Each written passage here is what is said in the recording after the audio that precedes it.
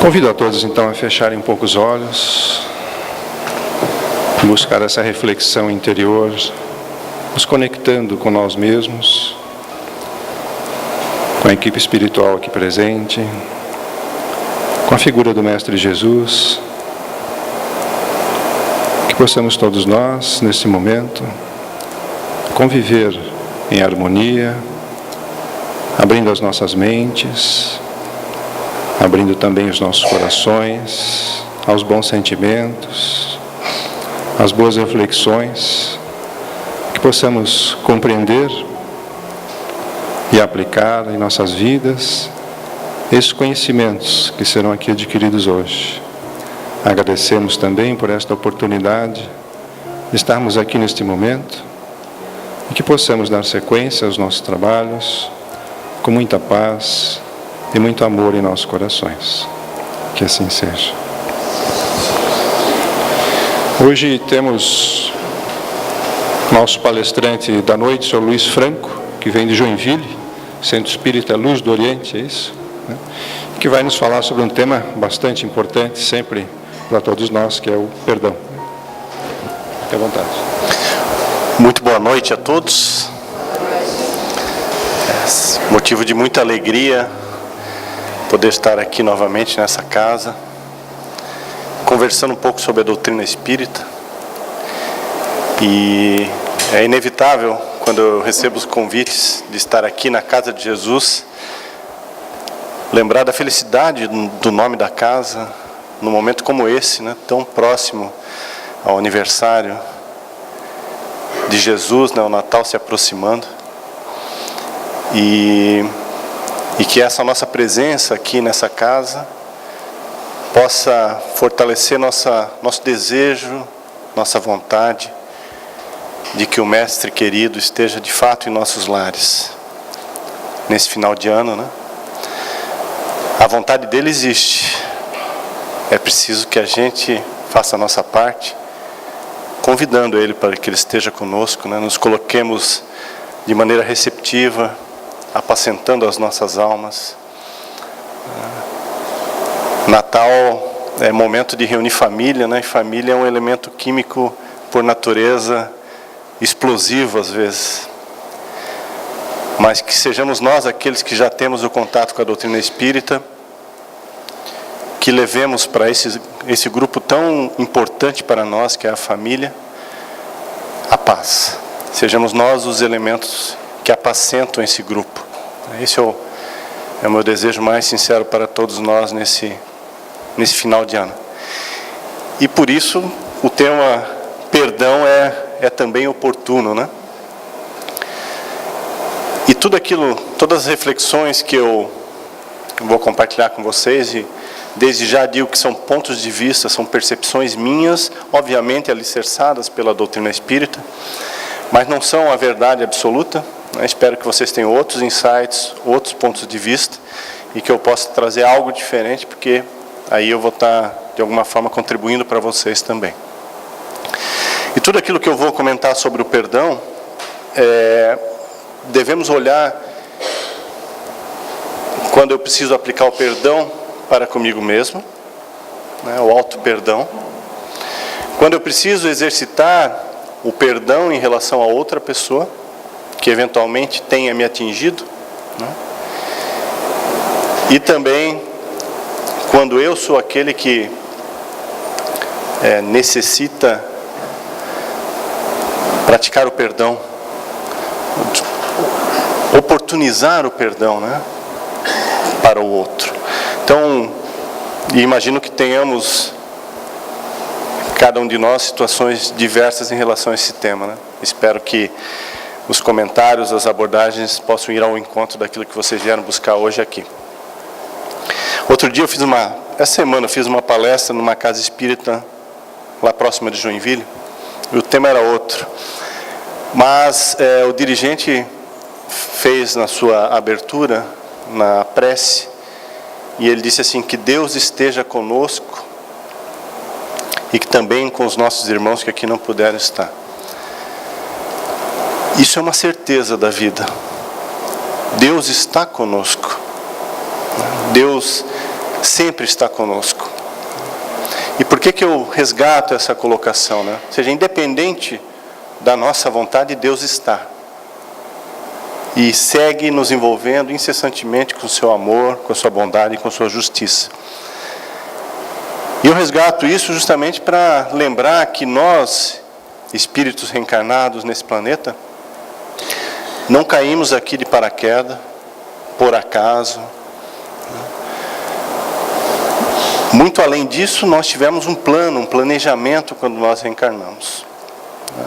Os principais acontecimentos da nossa trajetória terrestre estavam estabelecidos nesse plano. Onde iríamos nascer, qual a profissão, o tipo de profissão que iríamos buscar, porque ela é importante para o desenvolvimento da nossa inteligência, em qual grupo familiar a gente ia reencarnar. Por mais que a gente duvide algumas vezes, né, como já escutei uma amiga dizendo assim para mim, mas eu não posso ter pedido para reencarnar nesse grupo, né? E nós, espíritos, não podemos ter a menor dúvida de que talvez aquela família não seja aquela que a gente desejasse por laços de afinidade, né? Mas é a melhor família que nós precisamos, que nós necessitamos para o nosso desenvolvimento. Claro que lá se encontram espíritos com quem nós ainda temos dificuldades. E aí estão as nossas oportunidades, aí estão os convites da vida, né? Não um convite para a gente virar o rosto para o lado e fazer de conta que não é com a gente. Se está ali, né, como diz a frase, no jardim, onde Deus te plantou, é aí que você deve oferecer flores, né? Então, naquele grupo familiar, nós não estamos por acaso, né? Porque se fosse alguém que a gente não deveria encontrar, ia reencarnar como vizinho, distante, eventualmente. Mas se não chegou à proximidade, é porque ali tem conteúdo, tem necessidades que precisam ser trabalhadas.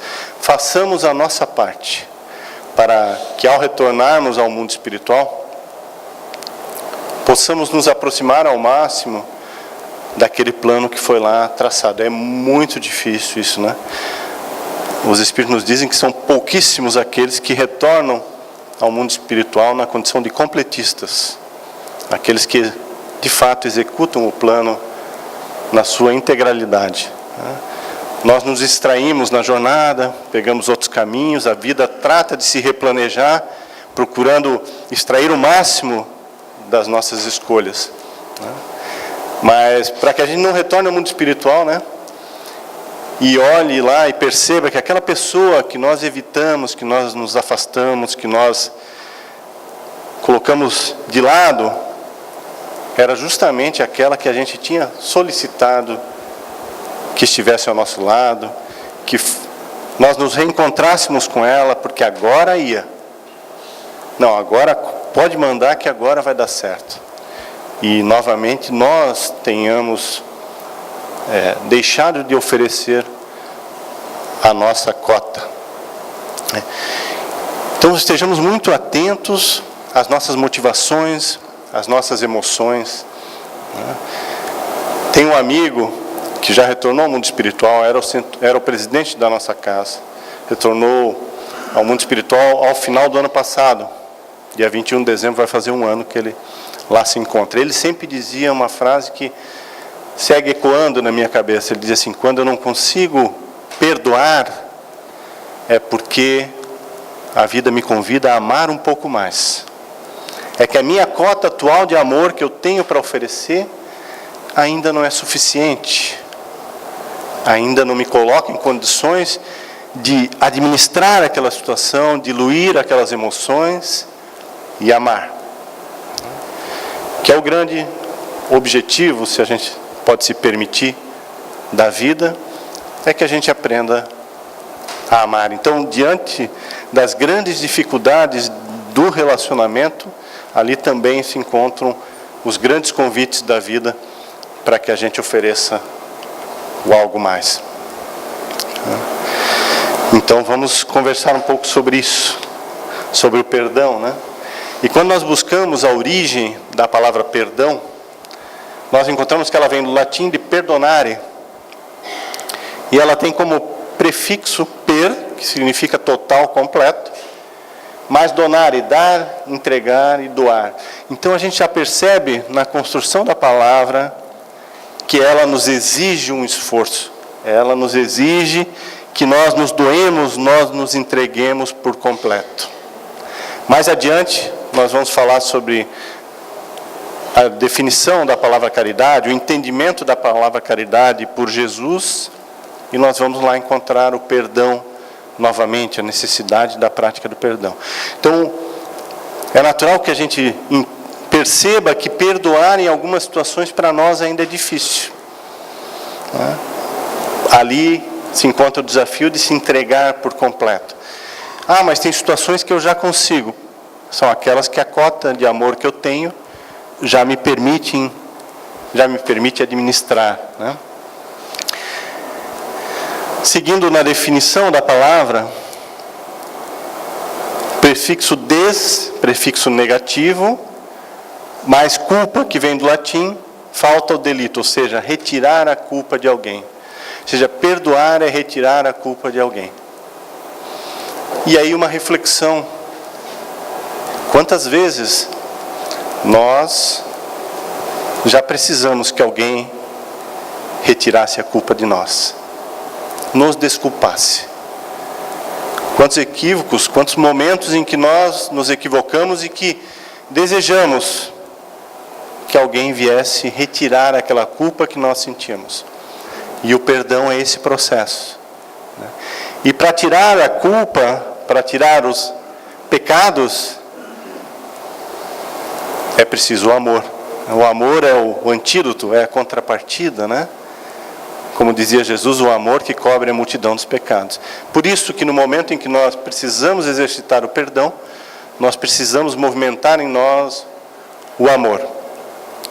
E novamente lembrando que isso vale de maneira absoluta para o processo do auto-perdão. Quando nós, analisando os nossos equívocos, precisamos também praticar conosco esse mesmo processo de perceber, sim, o equívoco cometido, mas nos permitir retomar a caminhada, para que não nos mantenhamos no remorso de maneira demorada, o que, via de regra, gera transtornos psicológicos e também abre as portas para processos de influenciação espiritual, né? Ou seja, é nesse momento que aqueles nossos irmãos que por uma dificuldade de entendimento em relação à vida, assim como nós temos tantas dificuldades, mas que movidos pela raiva, pela mágoa, pelo ódio, tentam nos atingir, buscam nos atingir, né? No momento em que a gente está fragilizado, eles buscam nos alcançar. E aqui vai uma reflexão em relação às nossas emoções, né? Os estudiosos das emoções dizem que nós temos 4, e alguns autores dizem que nós temos 5 emoções básicas, né? A emoção é aquela coisa que nos visita de maneira automática. Por exemplo, quando alguém nos dá uma fechada no trânsito, alguma emoção vem à tona ali, né? E daí dizem que temos 3 emoções aqui que são... Não vamos usar a palavra negativa, porque toda emoção tem um propósito, né? Nos traz à tona informações a respeito de nós mesmos, então merece ser avaliada, compreendida, né? Porque nós nos acostumamos a maioria de nós vem de uma educação ou de uma sociedade em que algumas emoções são feias, né? Então temos aqui a tristeza, o medo e a raiva, como essas emoções feias, entre aspas, porque elas não são feias, elas nos trazem conteúdos. E a emoção é aquilo que vem, né? É diferente do sentimento. O sentimento é algo que eu cultivei e que brotou e nasceu e eu cuido dentro de mim. Inclusive aqueles desequilibrados. Mas as emoções são instantâneas. Então o medo, a raiva, a tristeza e do outro lado, a alegria. A quinta seria o afeto. Ok? E daí, no momento em que eu me entristeço, a raiva ou o medo me visitam, é importante que eu me observe, traga a luz do meu entendimento em relação à vida e ilumine aquele momento para perceber o porquê que eu fico triste, por que eu sinto raiva com aquela situação, por que eu fico com medo. E eu me permita observar e ressignificar aquele conteúdo para caminhar em direção a ambientes íntimos mais agradáveis. Porque não é bom sentir a raiva, não é bom sentir o medo de maneira demorada, não é bom quando eu me entristeço de maneira demorada, porque o medo que se demora pode me paralisar perante a minha necessidade de caminhar pela vida. A tristeza pode se transformar num quadro depressivo e a raiva se transformar num comportamento agressivo. Mas é preciso que eu me observe, então, quais são os painéis íntimos que eu tenho alimentado. E os Espíritos nos trazem, quando falam a respeito das nossas emoções, das nossas características, dizendo que por trás de todas as dificuldades do espírito se encontram o orgulho e o egoísmo. Então é preciso que nós desconstruamos ao longo da nossa caminhada esses dois elementos, o orgulho e o egoísmo. Eu vou compartilhar com vocês uma situação familiar, e eu tenho permissão da minha mãe para contar isso, então não há problema algum. Eu venho numa família de 4 irmãos. Dizem que tem um deles que é o preferido da minha mãe. Dizem, não sou eu. Tá. Dizem que o meu segundo, eu sou o terceiro. Dizem que o segundo é o queridinho da mamãe. E a doutrina espírita nos explica isso com naturalidade, né? E a gente percebe naqueles 2 espíritos uma busca incessante. E como diria o sertanejo, entre tapas e beijos. Tem horas que se amam, tem horas que se afastam, se agridem. E assim tem sido essa reencarnação. Desde que eu me conheço por gente aqui reencarnado, eu observo esses quadros. Uma hora os 2 harmonizados, em outra hora se pegaram, discutiram e se afastaram momentaneamente. Mas houve uma situação em que um afastamento desse fugiu ao controle. Fugiu ao controle significa que já se davam 3 ou 4 meses que eles não se falavam mais. E isso nunca tinha acontecido. E aqui eu abro um parênteses.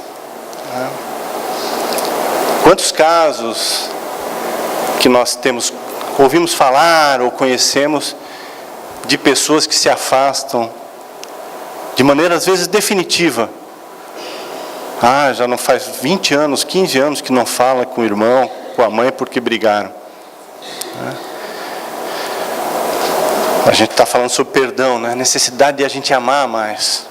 E que essa situação que eu vou exemplificar aqui, que de fato aconteceu, como eu vou narrar, possa inspirar aqueles que vivam uma situação como essa.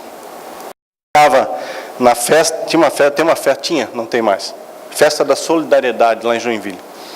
E eu estava sentado lá na festa, sozinho, numa mesa, e a minha mãe vem ao meu encontro. Era meu aniversário no domingo, isso era uma sexta-feira. E a minha mãe vem, chega próximo de mim, ela me chama de Adriano, e diz: Adriano, o que você quer ganhar de presente de aniversário? E eu olho a ela e digo: eu quero que a senhora faça as pazes com meu irmão. Ela não esperava jamais ouvir isso. E veja a resposta seguinte: mas eu não fiz nada. Quem responde isso é o nosso orgulho. Quem responde isso é o nosso orgulho. Eu não fiz nada.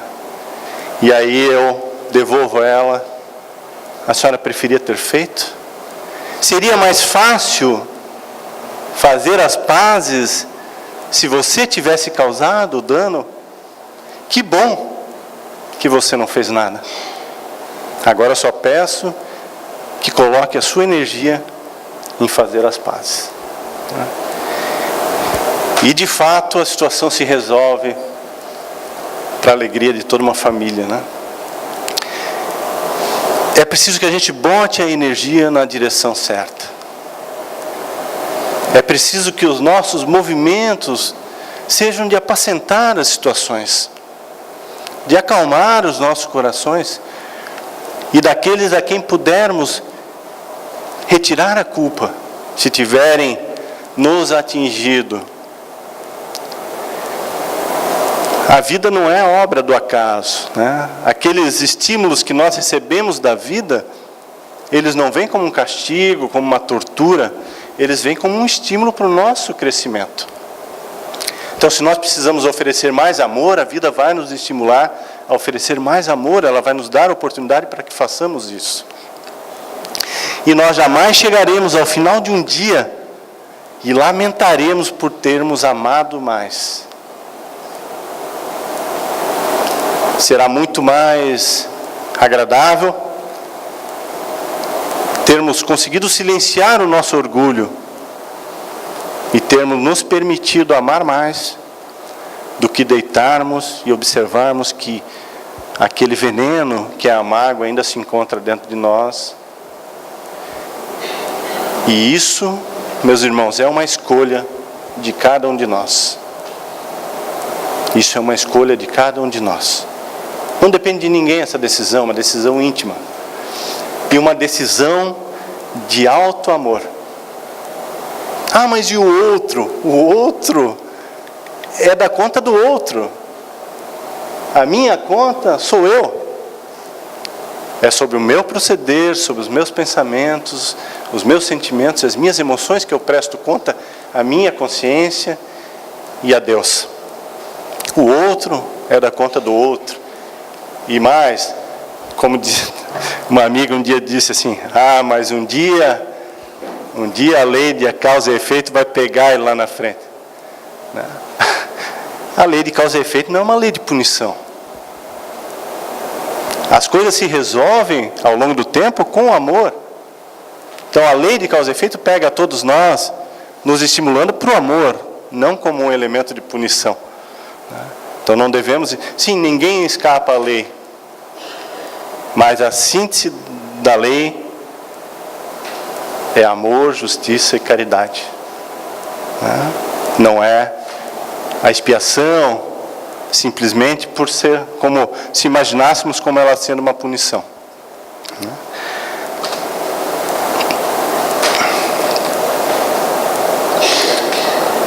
E por isso que colocamos aqui essas duas frases que são bem conhecidas, né? Não são espíritas.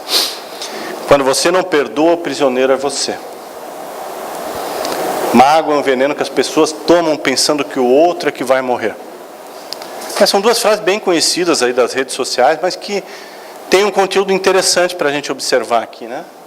Quando você não perdoa, o prisioneiro é você. Então, o exercício do perdão é o alto amor. É eu dizer assim, chega, não quero mais sentir isso. Eu quero viver em paz, eu quero ficar leve, eu quero me sentir bem. E eu confio em Deus, não que Ele vai dar uma rasteira no outro lá na frente, mas que Ele me ama. E se as coisas acontecem do jeito que acontece, é porque tem algo que a vida está querendo me ensinar, e aí eu ressignifico as coisas, né? Se eu pudesse conversar com cada um de vocês e fazer uma pergunta assim, me conta uma situação da sua vida que quando aconteceu foi muito difícil, mas que hoje você percebe que foi fundamental para te transformar na pessoa que você é hoje.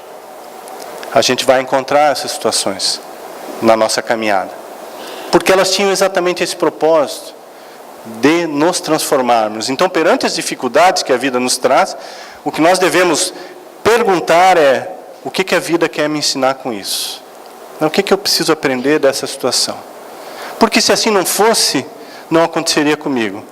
Se está acontecendo comigo, é porque é comigo que aquilo tem que mexer, tem que promover a minha transformação. Eu esqueci de dizer que está no capítulo 10 do Evangelho segundo o Espiritismo, esse tema, que começa falando: bem-aventurados os misericordiosos, porque eles alcançarão misericórdia. Misericórdia, substantivo feminino, sentimento de pesar ou de caridade despertado pela infelicidade de outrem, piedade e compaixão. É um pouco do que a gente sentiu, por exemplo, quando aconteceu a tragédia lá da Chapecoense, né, que pegar um exemplo assim, de bastante impacto, né, que comoveu todos nós, nos deu aquele desejo de que a dor que eles estavam sentindo passasse, a vontade de aliviar aquele sofrimento. Né? Isso é a compaixão.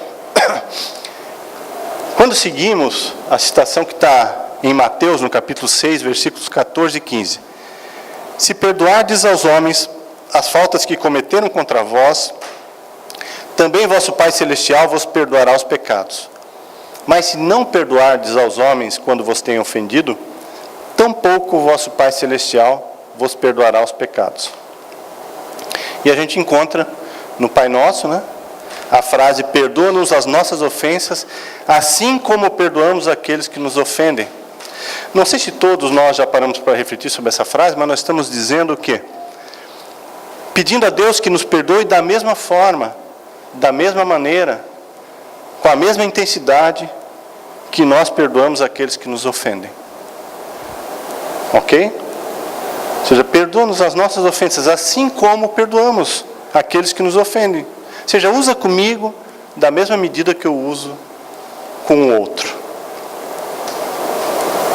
E aí eu vou fazer uma pergunta para vocês. Deus perdoa? E aí eu quero que vocês participem, por favor. Não se preocupem. Não está valendo nota. Não vai ter certo ou errado. Mas eu gostaria que vocês se manifestassem de forma individual. E se manifestar vai ser, para não gerar uma confusão, vai ser só levantar a mãozinha, tá bom? Então agora eu peço para que levante a mão aquelas pessoas que entendem que Deus perdoa.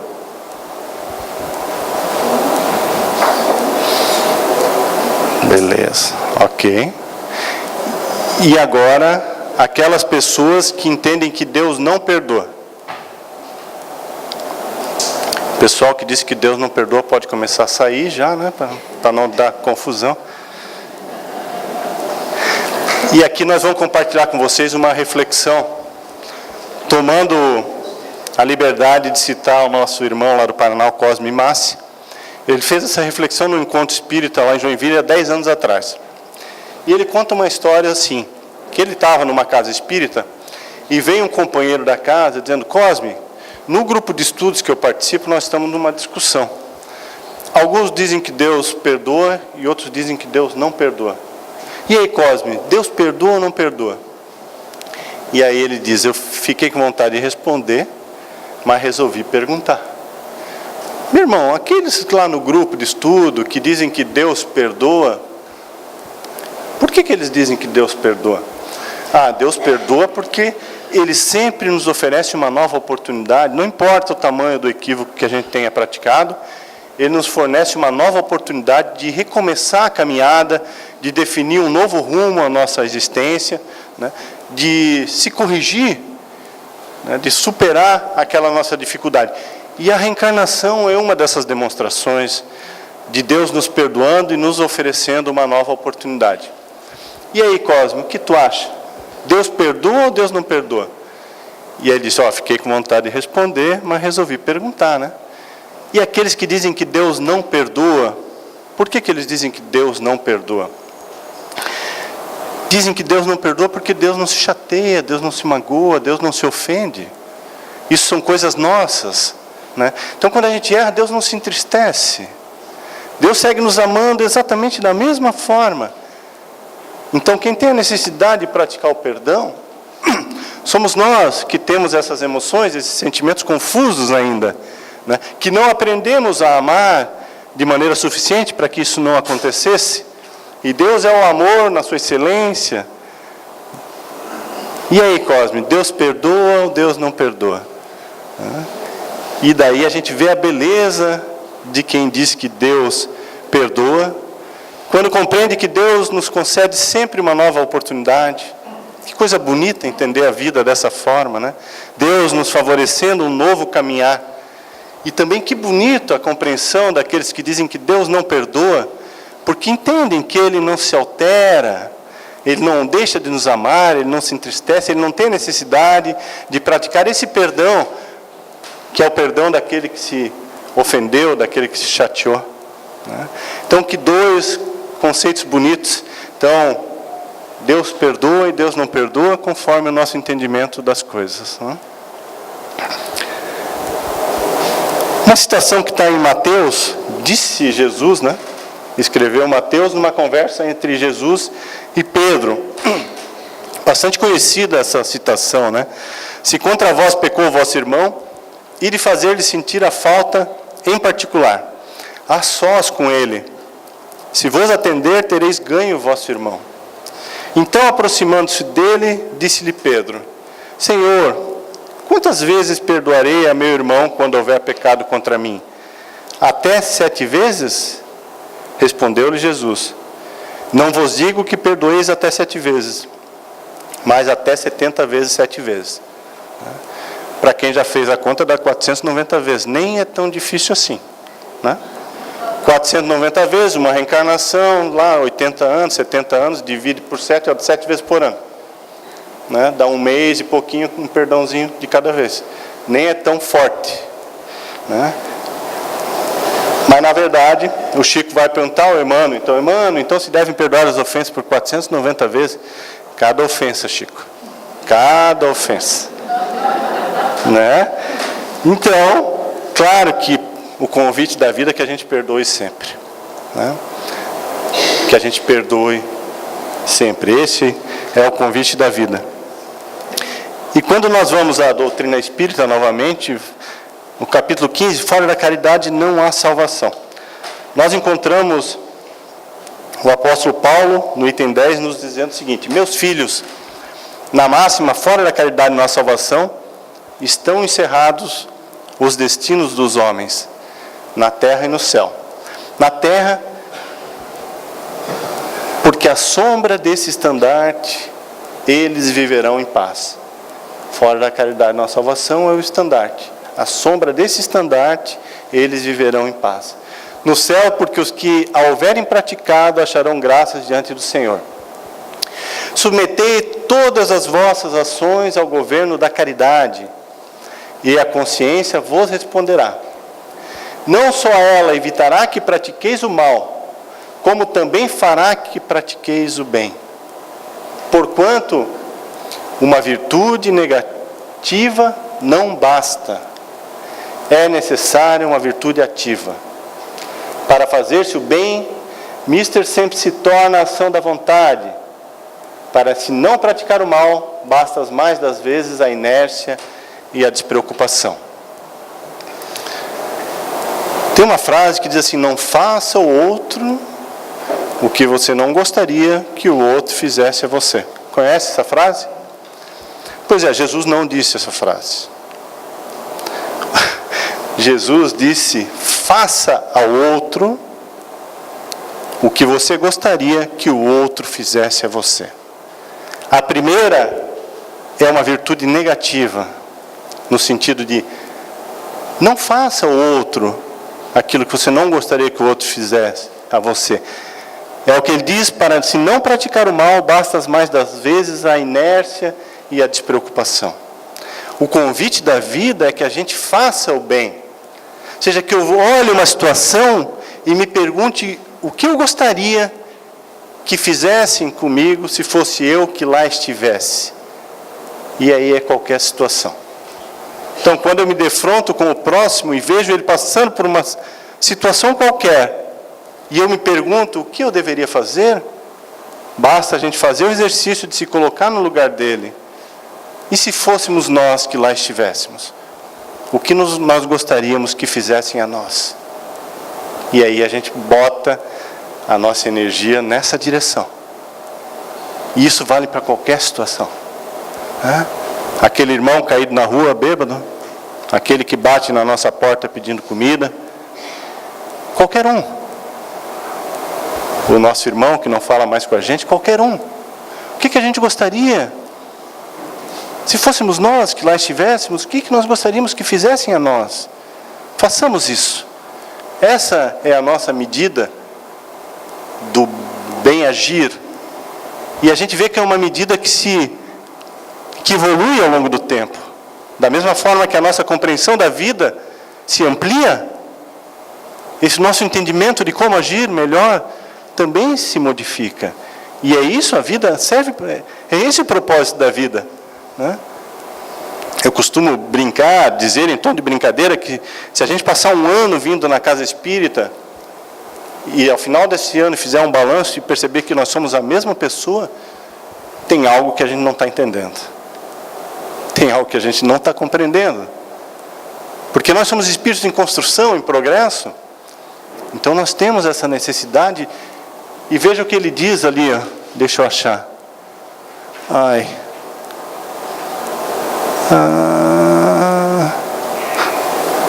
Para fazer o bem sempre se torna a ação da vontade necessária. Ou seja, o fazer o bem precisa que eu tenha vontade, que eu queira fazer isso, né? Tem um irmão lá de Joinville que diz o seguinte, não sei nem se é a frase dele, mas diz assim: aquele que faz o bem, sem saber que faz o bem, é igual àquele que faz o mal, sem saber que faz o mal. Age na ignorância. É preciso que nós tenhamos consciência, que eu queira, porque quando eu percebo que o caminho é esse, e eu me esforço a caminhar por ele, eu me transformo, eu gero dentro de mim essa transformação, esse desejo de caminhar pelo caminho que eu entendo que é o correto. E não um acaso, né, de uma decisão impensada que me conduziu por aqui, mas onde logo nos primeiros passos eu terei dificuldade em seguir caminhando. Então o bem me exige a vontade, a ação da vontade. E essa é a frase conhecida como a regra de ouro, né?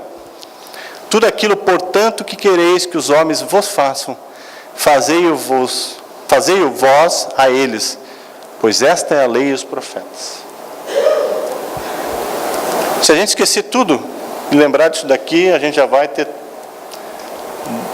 conseguir transformar bastante coisa na nossa encarnação. A gente já vai conseguir gerar bastante transformação na gente. Então, como é que eu me conduzo perante a vida? Essa frase que pode nos ajudar em todas as situações. Fazei tudo aquilo que quereis que os homens vos façam, fazei-o vós a eles, pois esta é a lei e os profetas. E quando a gente fala de fora da caridade na salvação, que é uma frase bastante conhecida da doutrina espírita, é preciso compreender a caridade conforme entendia Jesus. E daí a gente, sem querer explorar muito esse tema, que seria de outra palestra, né? Mas a resposta de Jesus é benevolência para todos, indulgência para as imperfeições dos outros e o perdão das ofensas. Então a caridade, conforme entendia Jesus, está aqui: benevolência, indulgência e o perdão das ofensas. Então quando a gente quer entender se a gente está caridoso, a gente avalia o BIP, né?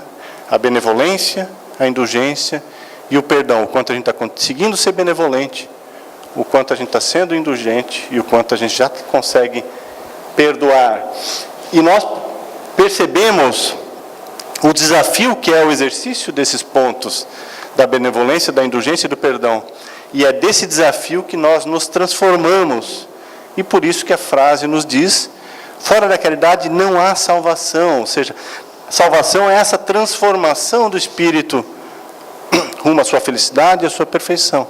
E o caminho dessa salvação, dessa transformação, é a busca do exercício da caridade. Perdoar é esquecer? Não, perdoar não é esquecer. É impossível a gente imaginar que perdoar é esquecer.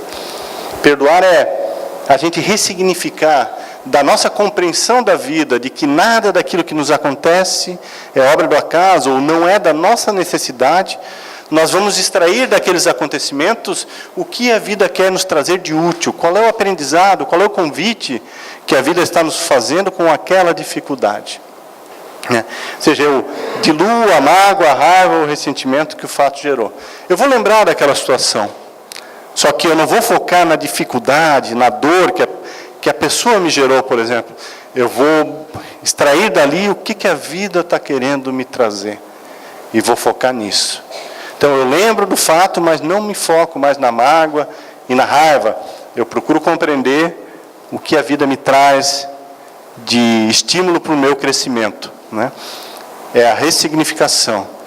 E a Amélia Rodrigues nos lembra: há mãos ocultas que se escondem quando o outro tomba no precipício. Lembrando, muitas vezes, da participação do mundo espiritual em acontecimentos que nos movimentam as emoções, né?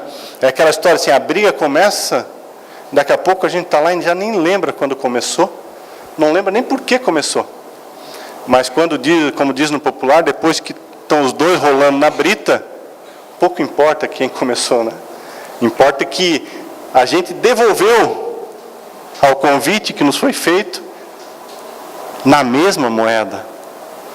E o convite é que a gente ofereça a outra face. Então, se alguém vem me agredir, enquanto ele está vindo me agredir, o problema está com ele. Na hora que eu devolvo em agressão, o problema passa a ser meu. Simples assim. Então, que a gente não ceda ao convite, né? Que a gente não haja na emoção, porque se alguém vem nos agredir, eu vou ficar com raiva, eu posso ficar triste, com medo. Se eu resolver agir no meio dessas emoções, eu me equivocarei. A menos que é uma situação de risco de vida e o medo venha me proteger. Mas se não, eu vou me atabalhoar, eu não vou raciocinar, não vou ter tempo de avaliar a melhor forma de me conduzir perante aquilo. Então, no meio da tempestade, eu tenho que ter um tempo de recuar, para que a emoção baixe e eu haja refletindo sobre a melhor forma de agir, sem a emoção junto, né? A emoção é uma péssima conselheira para as nossas atitudes. Quando eu ajo emocionado, a chance de eu me arrepender é muito grande. Então, se eu estou emocionado, eu devo evitar agir. Eu devo dar o tempo da emoção baixar, para que eu reflita perante o entendimento que eu tenho das coisas e decida, sem a emoção, qual é o melhor caminho a seguir. Então, perdoar é lembrar sem sentir dor. Eu destaquei aqui uma notícia recente, do dia 20 de outubro, é daquele caso do jovem que invadiu uma escola lá em Goiânia, né, e matou alguns colegas com uma arma, né? E chamou muita atenção o depoimento de um dos pais, de um dos jovens que foi morto, né? Eu não sei qual que é a religião que ele tem, e isso não faz a menor diferença. Mas olha a frase dele: pai de estudante morto em atentado dentro de escola diz que a sociedade tem que perdoar colega que atirou em Goiânia. Sem a gente querer avaliar o conteúdo e a profundidade, porque nós também não temos mais informações do que o que está aí, o que foi publicado pela mídia, né? Mas falo como pai do João Pedro, de uma criança que perdeu a vida. Eu espero que toda a sociedade, os pais dele e os outros pais o perdoem. Temos que perdoá-lo, disse emocionado, né? E ele se diz cristão. Meu filho era uma criança muito doce, muito especial. Nossa família é cristã e ele sempre foi educado e pautado no respeito ao próximo. Os preceitos familiares estão perdidos na nossa sociedade, a gente tem que reforçar esses valores, e meu filho tinha tudo muito claro. Tudo isso poderia ser evitado. Mas, enfim, a gente não sabe a situação deles, né? Mas o que está narrado aqui pode nos demonstrar assim, uma capacidade, no momento de uma dor extrema, né? Que quem tenha vivido a dor de, entre aspas, perder um filho, pode se colocar no lugar dele e ver pelo menos o que ele tem trazido em palavras como exemplo aí em busca do perdão. É realmente difícil conseguir imaginar como a gente reagiria se estivesse no lugar dele, né? Queria compartilhar com vocês um texto que está no Código Penal da Vida Futura, no livro Céu e Inferno, né, que nos fala sobre a reabilitação moral. E ele é bem interessante. Ele nos fala que o processo do perdão, ele tem 3 etapas, né? E nós vamos falar sobre as 3 aqui. A primeira dela é o arrependimento. O arrependimento é a tomada de consciência de que eu me equivoquei. Porque se eu não tiver essa tomada de consciência, eu acho que está tudo certo, que não tem nada para se resolver. Então, o primeiro ponto é eu me arrepender, eu tomar consciência de que o que eu fiz está equivocado. Né? O segundo ponto é a expiação, é eu lidar com a consequência daquilo que aconteceu. Então, o arrependimento é eu discutir com a minha esposa, ser grosseiro com ela, perceber que eu fui grosseiro, que eu falei com ela de maneira inadequada. A expiação é eu chegar em casa no final do dia, depois do trabalho, e encontrar o travesseiro e a coberta no sofá da sala. Isso é expiação. Tá? E daí eu estou lá deitado no sofá da sala. Não adianta eu ficar resmungando lá, dizendo assim, coitadinho de mim. Eu não merecia isso. Não, é uma sequência de coisas. Eu percebi o equívoco cometido. Né?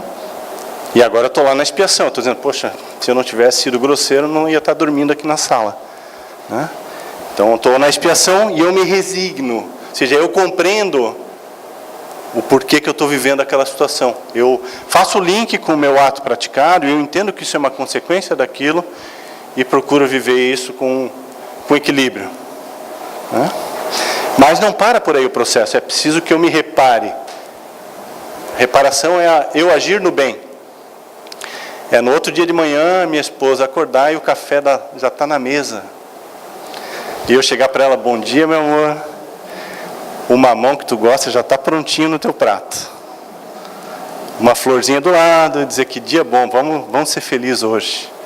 Ou seja, eu gerar o amor, focar a minha ação no amor, para que ele cubra a multidão dos pecados e guarde lá o travesseiro, o cobertor no armário de volta, não ter esse risco.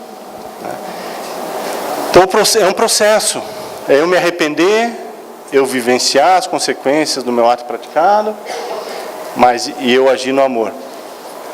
Lá no arrependimento, eu recebi de uma amiga uma dica que para mim fez muito sentido, e por isso eu tomo a liberdade de compartilhar com vocês.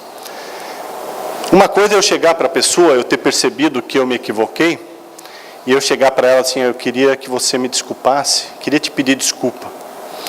E ela olhar para mim assim, eu não te desculpo. Eu posso não estar preparado para isso. Né? Porque eu vou lá cheio do amor no coração, mas esperando colher amor de volta. Aí eu vou lá e peço desculpa, queria te pedir desculpa pelo que eu falei ontem. Não vou te desculpar. E aí eu já não sei mais o que fazer. E essa minha amiga disse assim, me deu essa dica, ela disse, em vez de pedir desculpa, diz assim, eu lamento pela forma como eu falei com você ontem. Ponto. Eu não espero nada de volta dela. Eu não espero que ela me diga absolutamente nada. Se não disser, talvez será até melhor. Mas ela sabe que eu percebi o equívoco. E eu estou dizendo para ela que eu lamento pelo que aconteceu. Eu não espero que ela me diga nada, porque eu não pedi para ela me perdoar, para me desculpar, nada. Mas ela tem ciência disso. E esse conteúdo vai ficar com ela. De que eu fui a ela e disse que eu lamentava pelo que ocorreu. E ponto. Eu achei essa abordagem muito interessante. Eu confesso para vocês que eu utilizei ela e foi muito positivo a forma como a outra pessoa acolheu essa questão do eu lamento. Mas é claro que tem que vir de uma forma sincera, né? Independente se eu lamento ou me desculpe, tem que ser verdadeiro, né? Aquela história, eu te desculpo, mas não quero te ver nunca mais na minha frente. Né? Eu te desculpo, tudo bem, mas não me procura nunca mais. A gente guardou o pior dentro de nós. A gente falou uma coisa e guardou a mágoa acesa. Qual o sentido disso? É o perdão que não passa do céu da boca, né, como dizem os espíritos.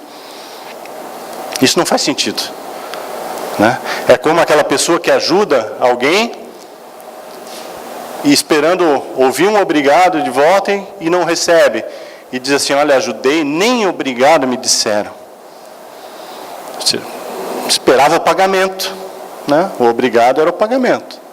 Porque quando a gente ajuda, a gente tem que ficar feliz pelo bem que a gente movimenta, né? Como diz a música lá dos irmãos católicos, fica sempre um pouco de perfume nas mãos que oferecem rosas, nas mãos que sabem ser generosas, né? Então, quando eu pratico bem, esse perfume fica em mim, né? E daí, não satisfeito ainda, a pessoa, depois de não ouvir obrigado e dizer que ajudou e não ouvir obrigado, diz assim, nunca mais ajudo ninguém. E a gente se afasta do bem. A gente não pode caminhar perante a vida distraído. A gente precisa enxergar essas oportunidades e ser perseverante, insistente. Porque quem precisa delas, via de regra, não é o outro. Somos nós. A transformação, a vida está convidando para que aconteça dentro de nós. Então a gente não pode deixar de perder essas oportunidades. Nosso tempo está esgotado aí. Engana-se quem pensa que o remédio para curar as feridas da alma se chama tempo. Ele se chama perdão. E lá no começo, uma citação que eu gostei: por que deixar que uma ofensa de alguém exerça algum poder sobre você? Ou seja, se alguém ofende e a gente agasalha isso dentro de nós, deixando a mágoa brotar, a gente está dando poder para o outro. E quem decide o que mora dentro de nós somos nós. Nós precisamos pegar isso nas nossas mãos e dizer, isso eu não quero. Eu quero ficar bem, eu quero ser feliz, independente do que o outro faz. Isso é fácil? Não. Isso é impossível? Não. Isso exige esforço? Sim. É bom? O resultado é muito bom, porque a gente fica em paz. E é isso que a gente quer, não é?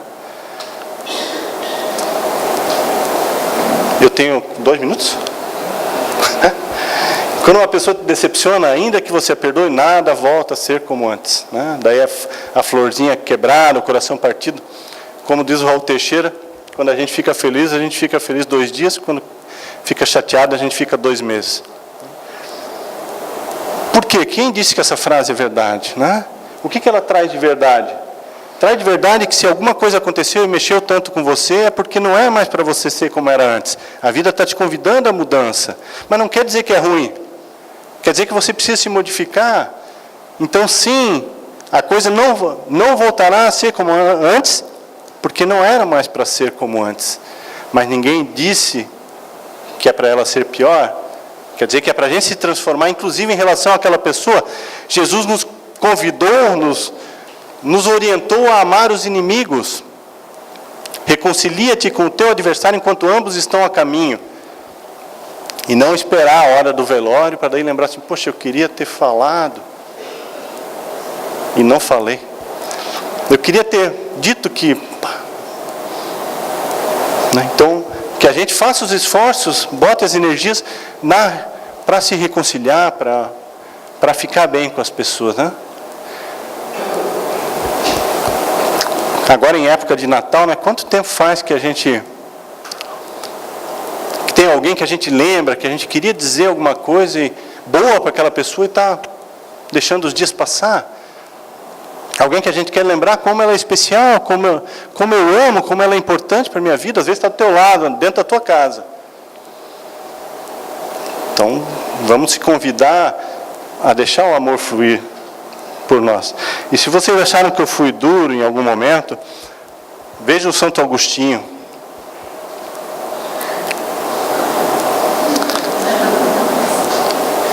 Como diz um amigo meu, ele sim dá nos dedos, né? Se um homem mau te ofende, perdoa-lhe, para que não haja 2 homens maus. Né? Sem meias palavras, sem nada. Né? Ou seja, o convite é a prática do bem, né? Que a gente avance em direção ao bem. Eu vou deixar um convite para vocês buscarem na internet, não vai dar tempo. Tem um vídeo do Braulio Bessa, intitulado Perdão e Justiça, algo assim, que é belíssimo, é um convite ao perdão. E essa frase que ele diz, eu uso para encerrar a nossa conversa, e diz assim: perdoar não lhe faz fraco e covarde, lhe faz forte, lhe faz livre e tolerante. A vingança dura apenas um instante, e o perdão dura uma eternidade. Meus irmãos, um abraço muito especial em todos vocês. Um Feliz Natal, com muita paz, com vossas famílias. E que estejamos todos nós percebendo a presença de Jesus conosco e gostando dessa presença, convidemos Ele a estar conosco todos os dias. Muito obrigado.